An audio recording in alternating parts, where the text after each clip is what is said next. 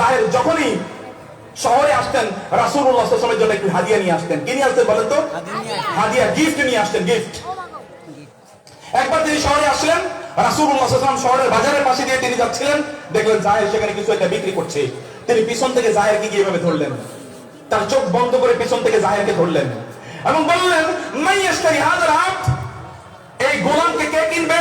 তিনি চিৎকার করে বলছেন, এই গোলামকে কে কিনবে? জাহের ভাবলেন, কে আমার চোখ বন্ধ করে রাখলো? তিনি একটু তার হাতটা একটু স্পর্শ করার চেষ্টা করলেন, হাত দিয়ে একটু ধরার চেষ্টা করলেন। কে? রাসূলুল্লাহ সাল্লাল্লাহু আলাইহি ওয়াসাল্লামের হাত এবং দেহ মোবারকে স্পর্শ করার পরেই জাহের বুঝতে পারলেন, ইনি আমার রাসূল ছাড়া কেউ না। প্রিয় ভাই, তিনি এমন প্রিয় মানুষ, তার শরীর ধরলে সাহাবায়ে কেরাম বুঝতে পারতেন ইনি আমার রাসূল ছাড়া কেউ না। যদি শরীর ধরলে বোঝা যায়, তাহলে তার ক্যারেক্টার ধরলে কেমনে বোঝা যেত? ওয়া ইন্নাকা লা'আলা খুলুকিন আযীম, আপনাকে আমি মহান চরিত্রের উপর অধিষ্ঠিত করেছি। আল্লাহ সুবহানাহু ওয়া তাআলা তার রাসূলের ব্যাপারে বলেছেন, তার শরীর দেখলে ধরলে যদি বোঝা যায় he is my beloved prophet, তাহলে তার চেহারা দেখলে, তার চরিত্র দেখলে কেমন মুগ্ধ হওয়ার কথা ছিল। সাহাবায়ে কেরাম তো এমনি মুগ্ধ হননি, এমনি পাগল হননি। তিনি বুঝতে পারলেন he is none but my prophet সাল্লাল্লাহু আলাইহি ওয়াসাল্লাম।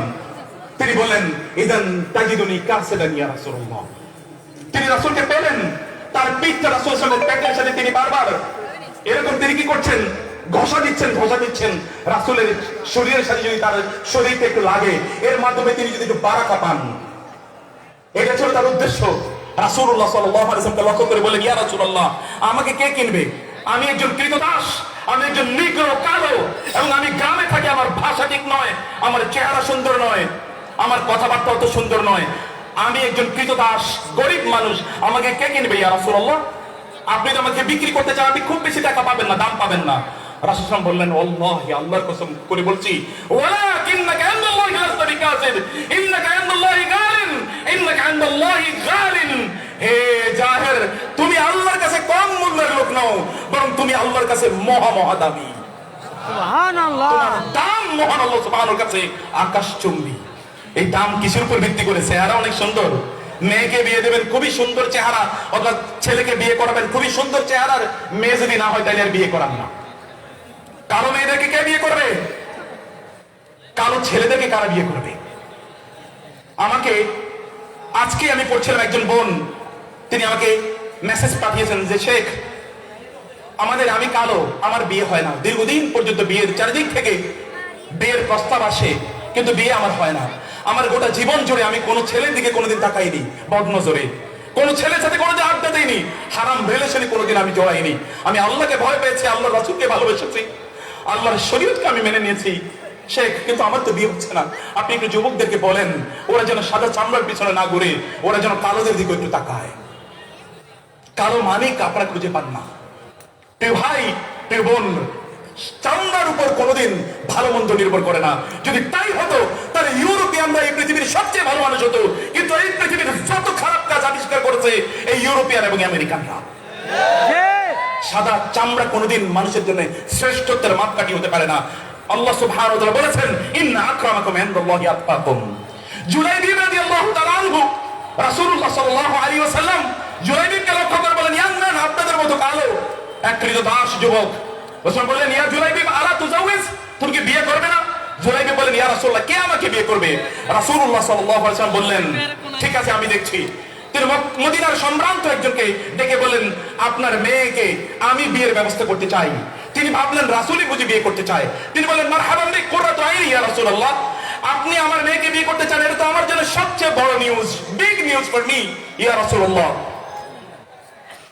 এটা তো আমার চোখের প্রশান্তি, আমার সবচেয়ে বড় expectation that you will marry my daughter.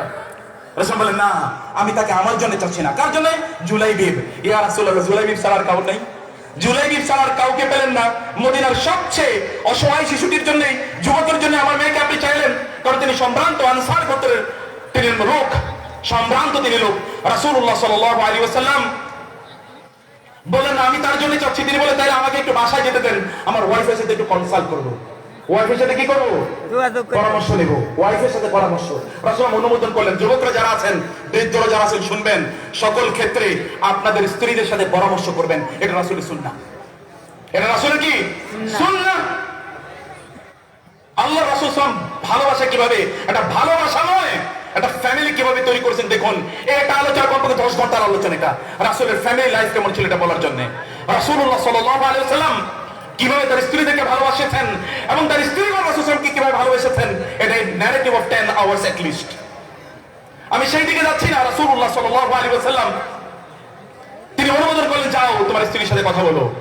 তিনি গেলেন, স্ত্রীকে বললেন, রাসূল তোমার মেয়ের ব্যাপারে প্রস্তাব করেছে। সুবহানাল্লাহ, রাসূল প্রস্তাব করেছেন, তার স্ত্রীও ভুল বুঝলেন। ভালো, খুবই ভালো। বলে না, তার নিজের জন্য নয়। কার জন্য? জুলাইবিব। রাসূলকে জুলাইবিব ছাড়া কাউকে খুঁজে পায় নাই আমার মেয়ের জন্য। মেয়ে কিন্তু ঘরের ভিতরে পর্দার অন্তরালে। মেয়ে বলেন, বাবা আমার একটা কথা আছে। কি কথা? বাবা, আল্লাহ রাসূল প্রপোজাল পাঠিয়েছেন, সেই প্রপোজালকে আপনারা প্রত্যাখ্যান করছেন। বাবা, এটা কেমন কথা হলো? রাসূলের প্রস্তাবকে আপনারা প্রত্যাখ্যান করছেন। ما كان لمؤمن ولا مؤمنة إذا قضى الله ورسوله أمرا أن يكون لهم الخيارة من أمرهم فلا وربك لا يؤمنون حتى يحكموك فيما شجر بينهم ثم لا يجدوا في أنفسهم حرجا مما قضيت ويسلموا تسليما। আল্লাহ তাআলা বলেন, ঈমানের একটা বৃহত্তর একটা সিম্পটম, একটা সাইন, একটা ইন্ডিকেশন হলো আল্লাহ এবং আল্লাহর রাসূল যা বলে তারা শর্তহীন, বিনা শর্তে, বিনা বাক্যে তা মেনে নেয়। আপনাদের অবস্থা কি? আপনাদের অবস্থা হলো এরকম। রাসূল সাল্লাল্লাহু আলাইহি ওয়াসাল্লাম বলছে, কি হয়েছে, হুজুরে কি বলছে এটা আগে বলেন। রাসূলের কথা আপনার কাছে কোনো গুরুত্বই রাখে না। আমি জেনে বলছি, বুঝে বলছি, এবং আই উইটনেস ইট এভরিডে।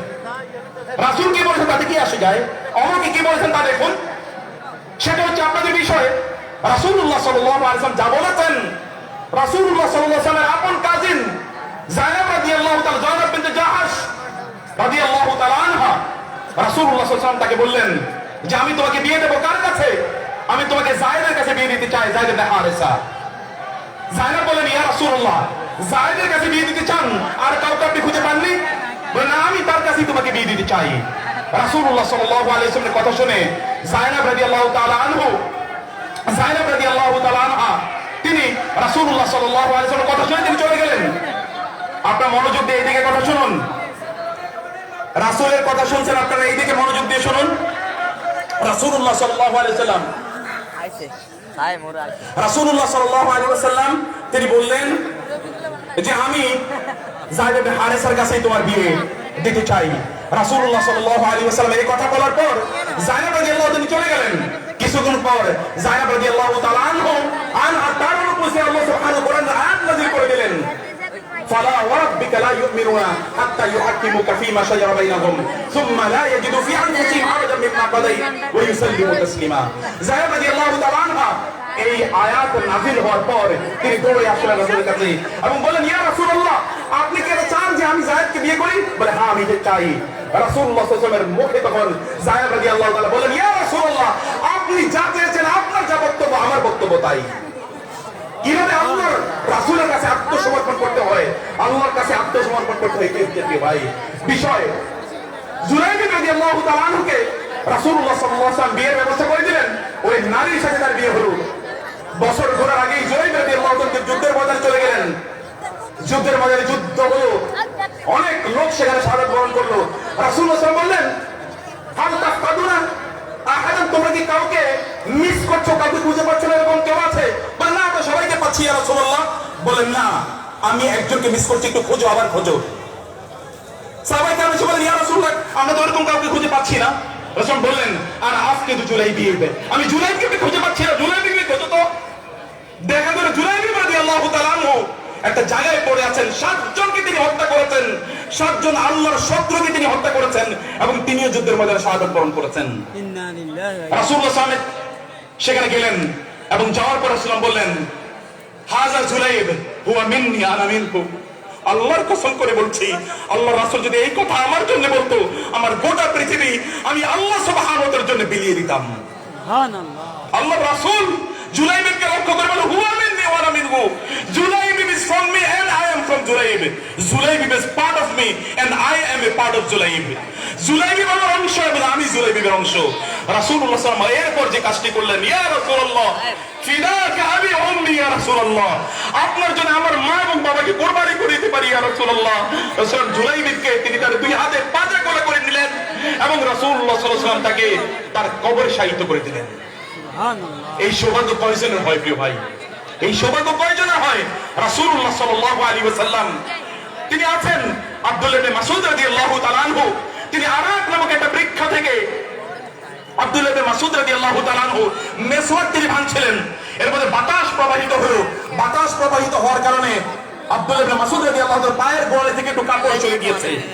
কাপড় সরে যাওয়ার পর তার পায়ের গোয়ালিগুলো, এত চিকন পায়ের গোয়ালি, এই পায়ের গোয়ালি পর্যন্ত গুলো সাহাবায়ে কেরাম রাদিয়াল্লাহু তাআলা আনহুম দেখে ফেললেন এবং তারা হেসে দিলেন।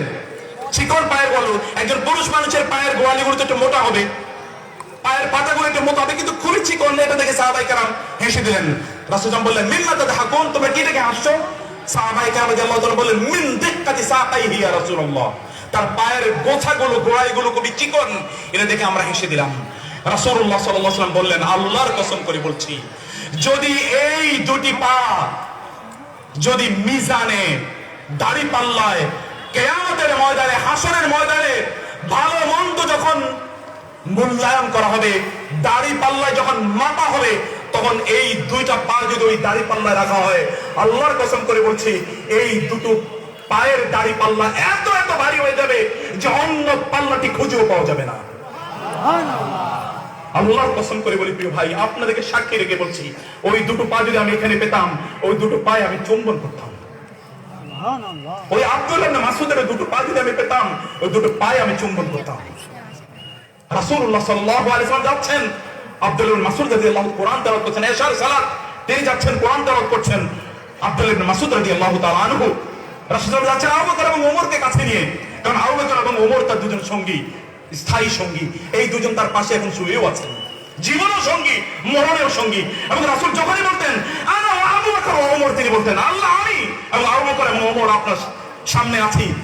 উহুদ পাহাড়কে তিনি বলছেন লক্ষ্য করে, উহুদ পাহাড় তুমি কেন কাঁপো? তুমি দেখো না তোমার সামনে নবী আছে এবং আবু বকর ওমর আছে? আবু বকর এবং ওমরকে তিনি নিয়ে যাচ্ছেন এশার সালাতের পর। আব্দুল্লাহ ইবনে মাসউদ রাদিয়াল্লাহু কোরআন তেলাওয়াত করছেন। রাসূল সাল্লাল্লাহু আলাইহি ওয়াসাল্লাম আব্দুল্লাহ ইবনে মাসউদের কোরআন তেলাওয়াত শুনে তিনি থ মেরে তিনি দাঁড়িয়ে গেলেন, মনোযোগ দিয়ে তিনি কোরআন তেলাওয়াত শুনছেন।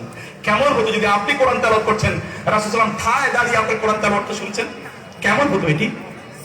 প্রিয় ভাই, আমার জীবনের এটা আমার সবচেয়ে প্রিয় স্বপ্ন, যদি আল্লাহ রাসূলকে আমি একটা কথা শোনাতে পারতাম, যদি আমি তাকে বলতে পারতাম তার সামনে, ইয়া রাসূলুল্লাহ ইন্নী উহিব্বুকা ইয়া রাসূলুল্লাহ, আমি আপনাকে ভালোবাসি ইয়া রাসূলুল্লাহ, এবং যদি বলতে পারতাম, আমার আদম লালিত স্বপ্ন। রাসূলুল্লাহ সাল্লাল্লাহু আলাইহি ওয়াসাল্লাম দাঁড়িয়ে কোরআন তেলাওয়াত শুনছেন। কোরআন তেলাওয়াতের পর দোয়া করলে দোয়া কবুল হয় না, আপনি জানেন। সাহাবায়ে কেরাম রাদিয়াল্লাহু তাআলা আমল ছিল, সহিহ সনদ দ্বারা বর্ণিত। রাসূলুল্লাহ সাল্লাল্লাহু আলাইহি ওয়াসাল্লাম যখন আব্দুল্লাহ ইবনে মাসউদ যখন দোয়া করছেন, রাসূল সাল্লাল্লাহু আলাইহি ওয়াসাল্লাম বলছেন আমিন আমিন আমিন। কি মনে হয় আপনার?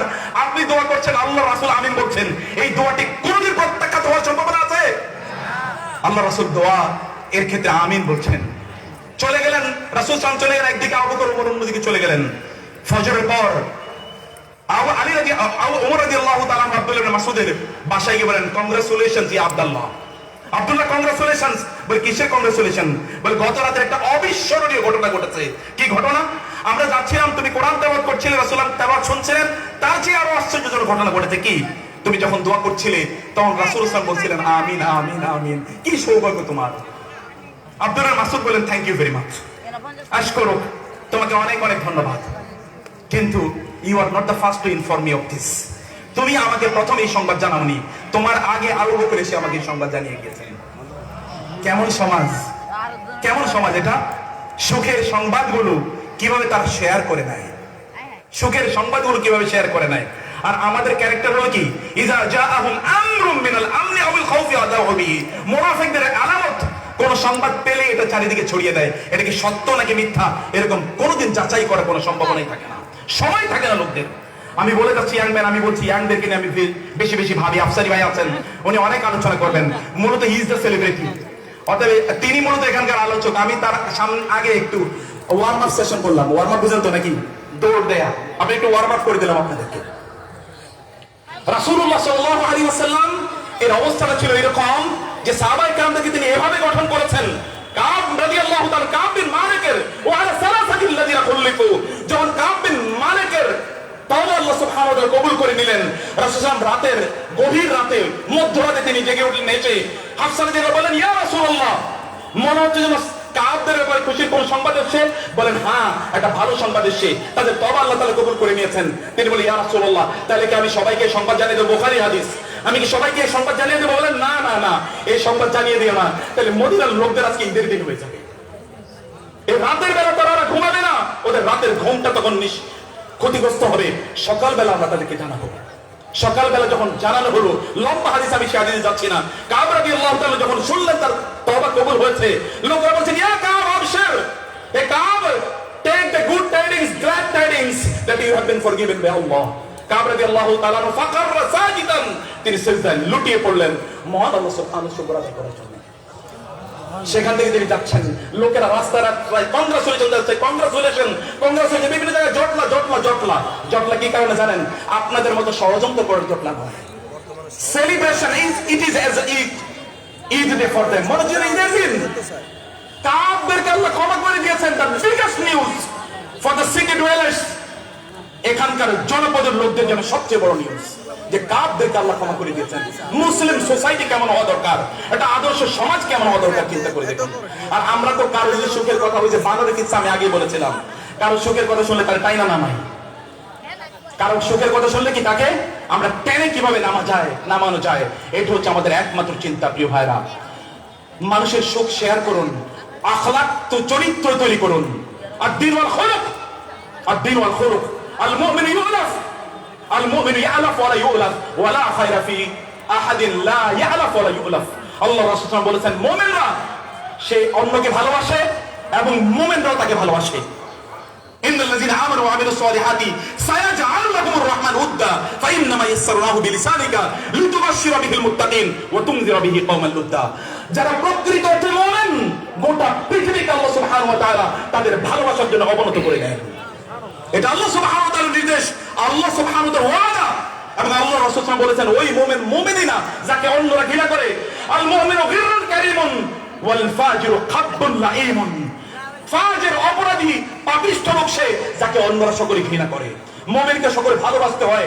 আল্লাহ সুবহানাহু ওয়া তাআলা অন্যদের অন্তরে মুমিনদের জন্য ভালোবাসা তৈরি করে দেন। অথবা আপনি যদি কাউকে ভালোবাসতে পারেন এবং অন্যরা যদি আপনাকে ভালোবাসে, তাহলে বুঝবেন যে আপনার মধ্যে ঈমান আছে। এরকম একটা ক্যারেক্টার নিজেদের মধ্যে তৈরি করা দরকার। আল্লাহ সুবহানাহু ওয়া তাআলা আমাদেরকে সত্যিকার অর্থে মানুষ হওয়ার তৌফিক দান করুন। এবং মানুষ বলতে শুধুমাত্র পুরুষের কথা বলছি না, নারীরাও কিন্তু মানুষের অন্তর্ভুক্ত। এরকম হওয়ার তৌফিক দান করুন। জান্নাতে যাওয়া খুবই সহজ। আল্লাহ সুবহানাহু ওয়া তাআলার নিয়ামত তিনি আমাদের জন্য একটু সহজ করে দিয়েছেন। শুধুমাত্র ইস্তিকামত আমাদের জন্য জরুরি। আল্লাহ সুবহানাহু ওয়া তাআলা এই মাহফিলকে কবুল করে নিন। আমিন। এবং এখানে যারা অংশগ্রহণ করেছেন, আল্লাহ সুবহানাহু ওয়া তাআলা সকলকে কবুল করে নিন। আমিন। প্রিয় ভাইরা, অন্তরকে বিশুদ্ধ করে এখানে বসুন। আল্লাহ সুবহানাহু ওয়া তাআলা বলেছেন যে ব্যক্তিরা যারা আল্লাহ সুবহানাহু ওয়া তাআলার জিকিরে তারা মগ্ন থাকে, আল্লাহ সুবহানাহু ওয়া তাআলা তাদের ব্যাপারে বলেছেন, ইয়া আইয়ুহাল্লাযীনা আমানু যকুরুল্লাহা যিকরান কাসীরা ওয়াসাব্বিহু বুকরাতান ওয়া আসীলা ইন্নাল্লাহা ওয়া মালাইকাতাহু। আল্লাহ সুবহানাহু ওয়া তাআলা বললেন যে যে সকল ব্যক্তিরা আল্লাহ সুবহানাহু জিকিরে মশগুল থাকে, আল্লাহ সুবহানাহু ওয়া তাআলা এবং রাসূল এবং সকল ফেরেশতারা ইউসাল্লুন, তাদের উপর আল্লাহ সুবহানাহু ওয়া তাআলা এবং তার রাসূল এবং তার ফেরেশতাগণ আল্লাহ তাদের উপর রহম বর্ষণ করেন এবং ফেরেশতারা তাদের জন্য আল্লাহর কাছে ক্ষমা এবং রহম প্রার্থনা করতে থাকেন। লিয়ুখরিজাহুম মিনাজ যুলুমাতি ইলান নূর। আল্লাহ সুবহানাহু বলেন, আল্লাহ সুবহানাহু ওয়া তাআলা তাদেরকে অন্ধকার থেকে আলোর পথে নিয়ে আসবেন। অতএব এই যে আলোচনায় আপনারা অংশগ্রহণ করেছেন, এটা আপনাদেরকে অন্ধকার থেকে আলোর পথে নিয়ে আসতে পারে। কিন্তু আপনাদেরকে যেটা করতে হবে তা হলো মনোযোগ দিয়ে শুনতে হবে, মনোযোগ দিয়ে শুনতে হবে। শুধুমাত্র বিভিন্ন কথাবার্তা শুনে যাবেন, ইলমের কোনো কথা শুনবেন না, এমন যেন না হয়। দ্বীনি মজলিসগুলো মানুষকে অন্ধকার থেকে আলোর পথে নিয়ে আসার জন্য তৈরি হয়। আমাদের দুর্ভাগ্য হচ্ছে আপনি প্রতি বছর 52-53টা পর্যন্ত আপনি খুতবা শোনেন। প্রত্যেকটা খুতবা যদি একটা আলোকিত খুতবা হতো, মুসলিম সমাজ একটা আলোকিত একটা জ্ঞানী সমাজে পরিণত হতো। কিন্তু তা হয় না। মুসলমানদের জন্য জ্ঞান অর্জন করা ফরজ, মুসলমানদের জন্য মূর্খ থাকা হারাম। মুসলমানদের জন্য মূর্খ থাকা কি হারাম, কারণ ফরজের বিপরীত হারাম। কোনো উপায় নাই। কিয়ামতের দিন বলবেন আমি জানতাম না। কেন আপনি জানলেন না? আপনি দুনিয়ার সব পণ্ডিত, সবকিছু আপনি জানেন, শুধুমাত্র আপনি আখিরাতের ব্যাপারে ওহুম আনিল আখিরাতি হুম গাফিলুন। ইয়ালামুনা যাহিরাম মিনাল হায়াতিদ দুনিয়া ওয়া হুম আনিল আখিরাতি হুম গাফিলুন। আল্লাহ তাআলা এরা দুনিয়ার সব জানে, সব কিছুর ব্যাপারে তারা বিজ্ঞ, প্রাজ্ঞ, ইন্টেলিজেন্ট, নলেজেবল, কিন্তু আখিরাতের ব্যাপারে বলে আমি কিছু জানি না। কোনো উপায় নাই, ডাবল পানিশমেন্ট। যারা বলবে আমি কিছু জানি না, আপনি বলবেন যে যারা কিছু জানে না তাদের শাস্তি কম, তাদের শাস্তি ডাবল।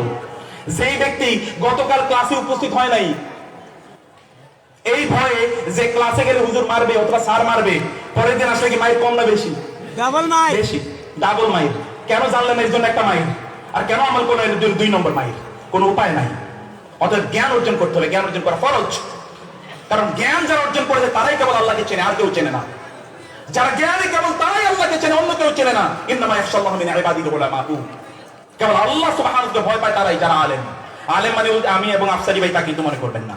আলেম মানে কিন্তু আমাদের আফসার ভাই আলেম, হি ইজ এ বিগ আলেম মাশাআল্লাহ। কারণ জ্ঞান অর্জন করার জন্য আপনাকে এমন একটা প্রাণ, এমন একটা অন্তর থাকতে হয়, একটা কলবুন মুনিব থাকতে হয়। কলবুন মুনিব, আওয়াবুন মুনিব। আল্লাহ সুবহানাহু বলেছেন একটা আওয়াব, একটা মুনিব, একটা অন্তর থাকা লাগে। আল্লাহ সুবহানাহু এমন একটা হৃদয়ের অধিকারী আমাদেরকে তৌফিক দান করুন। এখানে যারা দেখেছে, আমি খুব ব্রিলিয়েন্ট ফেস দেখছি মাশাআল্লাহ। ইয়াং ম্যানদেরকে আমি বেশি দেখতে পেয়েছি, এই কারণে আমার অনেক বেশি ভালো লাগা। আমি আশা করছি ইনশাআল্লাহ এই অঞ্চলটি আলোকিত হবে এই মাহফিলের মাধ্যমে। এই মাহফিলই যেন শেষ না হয়, এই মাহফিল আগামী বছর পর্যন্ত আয়োজিত হওয়ার আগ পর্যন্ত যেন এর গুঞ্জরণ, এর ভাইব্রেশন যেন চারিদিকে গুঞ্জরিত হতে থাকে। এই যে চিৎকার হলো, এখানে যে আল্লাহর কথাগুলো হলো, এই আল্লাহর কথা যেন গোটা এলাকাকে পরিশোধিত করে নেয় ইনশাআল্লাহ। সেভাবে আপনাদেরকে কাজ করতে হবে। মাহফিলের পরের দিনে নামাজ নাই এরকম যেন না হয়, ইবাদত নাই এরকম যেন না হয়। এই মাহফিল যেন গোটা এলাকাকে পরিচিত করে, শিরক, বিদআত এবং কুফর মুক্ত যেন করে। প্রিয় ভাইরা, অতএব আপনারা অনেক বড় মুহাদ্দিস পেয়েছেন, আফসারি ভাই আছেন এবং আমাদের আনোয়ারি হুজুর আছেন, তিনি ইনশাআল্লাহ কথাবার্তা বলবেন। আপনারা মনোযোগ দিয়ে শুনবেন এবং বাসায় কিছু নিয়ে যাবেন ইনশাআল্লাহ। আল্লাহ তাআলা তৌফিক দান করুন। أقول قولي هذا واستغفر الله لي ولكم ولسائر المسلمين سبحانك اللهم وبحمدك أشهد أن لا إله إلا أنت أستغفرك وأتوب إليك والسلام عليكم ورحمة الله وبركاته وعليكم السلام ورحمة الله وبركاته الحمد لله আমরা এতক্ষণ শায়েখ প্রফেসর মোহাম্মদ মুক্তার আহমদ সাহেবের জবান থেকে তথ্যভিত্তিক কোরআন হাদিসের আলোকে ঈমান তরতাজা করার জন্য যে বয়ান নসিহতগুলি, যে আমলের মাধ্যমে জীবন পরিবর্তন করার জন্য যেগুলি প্রয়োজন, আমরা সেই নসিহতগুলি শুনেছি। আল্লাহ ওনাকে হায়াতে তৈয়বা সেহতে দায়মা নসিব করে বলি আমিন আমিন। সম্মানিত উপস্থিতি, এখন এই পর্যায়ে আজকের এই মহতি মাহফিলের প্রধান ওয়াজিন, প্রধান আলোচক, বিশিষ্ট ইসলামী চিন্তাবিদ, প্রখ্যাত মুফাসসিরে কোরআন আলহাজ হযরত মাওলানা রফিকুল্লাহ আফসারী সাহেব, ভাষ্যকার বাংলাদেশ টেলিভিশন, ইসলামী টেলিভিশন ও বেতার, সাবেক মুহাদ্দিস, ডামুডা হামিদিয়া কামিল মাদ্রাসা শরীয়তপুর, হযরত মাওলানা রফিকুল ইসলাম আফসারী সাহেবকে ওনার মূল্যবান তাকরীর পেশ করার জন্য, বয়ান পেশ করার জন্য সবিনয় অনুরোধ করছি। এরপরে অনুরোধ করবেন, আমাদের প্যান্ডেল কানায় কানায় ভর্তি হয়ে গেছেন, যেখানে ফাঁকা জায়গা পান, ফাঁকা জায়গায় বসে আপনারা মাহফিলের কাজে সহযোগিতা করবেন। শ্রোতাদেরকে শোনার জন্য সুব্যবস্থা, সুন্দর ব্যবস্থা, সুন্দর সহযোগিতা আপনাদের কাছে আমরা প্রত্যাশা করছি। এখনই আপনাদের সম্মুখে গুরুত্বপূর্ণ বয়ান পেশ করবে হযরতুল আল্লাম হযরত মাওলানা রফিকুল্লাহ আফসারী সাহেব। আমি ওনাকে ওনার মূল্যবান বয়ান পেশ করার জন্য সবিনয় অনুরোধ করছি। السلام عليكم ورحمة الله وبركاته. وعليكم السلام ورحمة الله وبركاته.